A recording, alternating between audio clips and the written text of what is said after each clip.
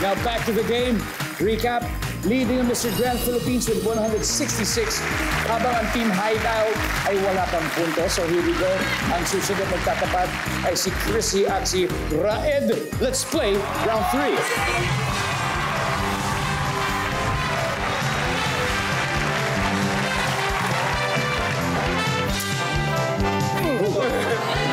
Good luck.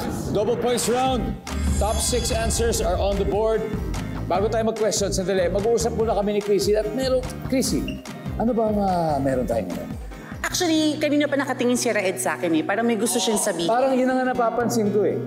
Raed, do you wanna say something to Chrissy? Do you know what this shirt is made of? Ha?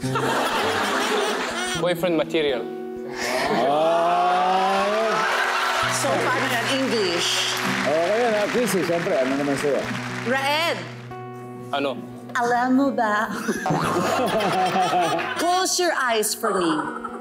Sige. That's how my life is without you. Pagaling yung mga pick-up lines yan. Ang dami natin baon ha. At eto, top 6 answers on the board. Pwedeng real, pwedeng fictional. Could be real or could be fictional. Aside from birds or bukod sa mga ibon, name something with wings. Chrissy. Angel. Angel. Wow. Beautiful. Nandiyan ba ang anghel? Yes. Pero marami pa mas mataas. Raed, aside from birds, maybe real or fictional, name something with wings. Dragons. Dragons. Oh, fictional yan. Nandiyan ba ang dragon? Wala. Chrissy, pass or play?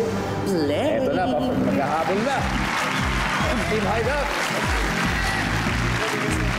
Johnny, bagong lahat. Pakita muna natin mga taga Santa Rosa City na nanonood sa'yo.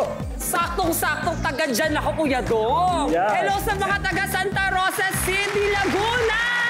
Tay, nasa TV na po ako, Tay. Salamat po. Bukod sa mga birds, name something with wings. Paru-paro. Paru-paro naman. Nandiyan ba ang paru-paro, guys? Paru-paro is an insect. Tonton, pwedeng real, pwedeng fictional o kathang isip, ha? Bukod sa mga ibon sa kalangitan.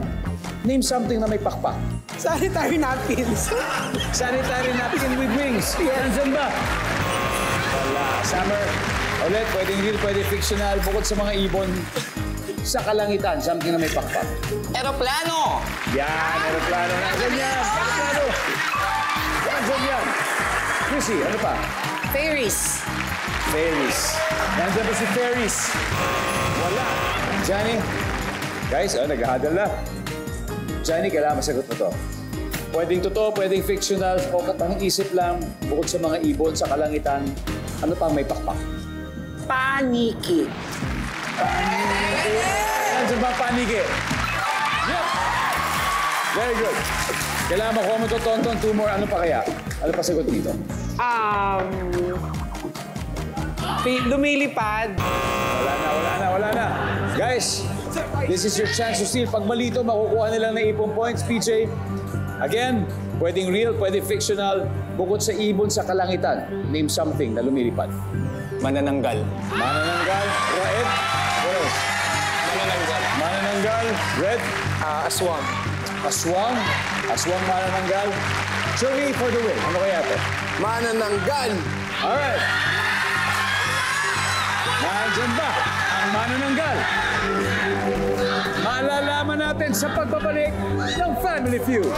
Bukod sa mga ibon sa kalangitan, name something na lumilipad. Ang sabi nila ay manananggal. Alamin na natin ang sabi ng survey sa manananggal.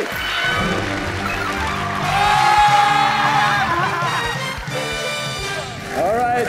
Let's see. Ang isang hindi nakuha. Everybody, number 6, please. Manok.